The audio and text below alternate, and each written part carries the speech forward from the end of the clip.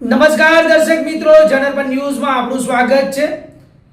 હું છું આપણો મિત્ર કંચન પરમાર। આવો સાંભળીએ આજના મુખ્ય સમાચાર। મહુવામાં ગેસના બાટલા માટે બહેનો અને લોકોને દિવસો સુધી લાઇનમાં ઊભા રહેવું પડે છે અને કૃષિ મંત્રી જીતુભાઈ વાઘાણી અને આરોગ્ય મંત્રી ઋષિકેશભાઈ એ જાહેર કરે છે કે ગેસની અછત નથી।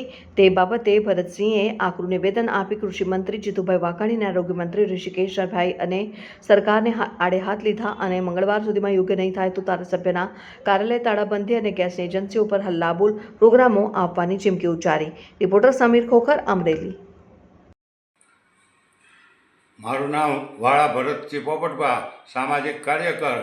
અત્યારે મહુવા કે આખા ગુજરાતની અંદર અને દેશભરની અંદર ગેસની જે અછત છે અને ગેસ મળતો નથી અને લોકોને ગેસના બાટલા માટે પોતાના રાંધવા માટે શું કરવું એના અત્યારે વિચાર છે અને હજારોની સંખ્યામાં રોજ ગેસની એજન્સી ઉપર દરેક તાલુકાની અંદર લોકો અને બહેનો દીકરીઓને હેરાનગતિ થવી પડે, છતાં એક બાજુ ગુજરાતના કૃષિ મંત્રી જીતુભાઈ વાઘાણી અને આરોગ્ય મંત્રી ઋષિકેશભાઈ પટેલ રોજ જાહેરાત કરે છે ટીવી ચેનલોમાં તમામ જાહેરાતો કે ભાઈ ગેસની ક્યાંય અછત જ નથી, ગેસની કોઈ અછત જ નથી, ઈંધણ પૂરેપૂરું અમારી પાસે છે।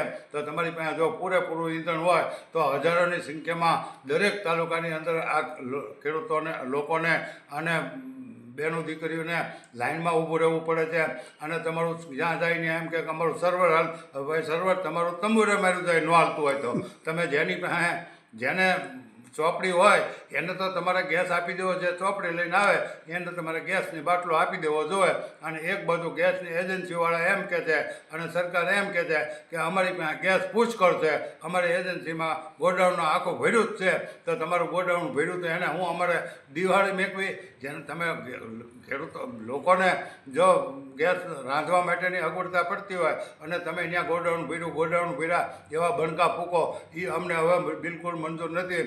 આવતા કાલની પમદી સોમવાર સુધીમાં જો આનું નિરાકરણ નહીં આવે તો મહુવાના ધારાસભ્યના કાર્યાલયે અમે તાળાબંધી કરશું અને બે એજન્સી ઉપર અમે હલ્લાબોલ પ્રોગ્રામો પણ કરશું લોકોને સાથે રાખી। એટલે સરકાર આવી વાતો જાહેરાતો કરવાનું, ખોટું બોલવાનું બંધ કરે। આમાં ક્યાંક ને ક્યાંક મોટા પાયે કાળાબજારી પણ થતી હોવાની શંકા છે।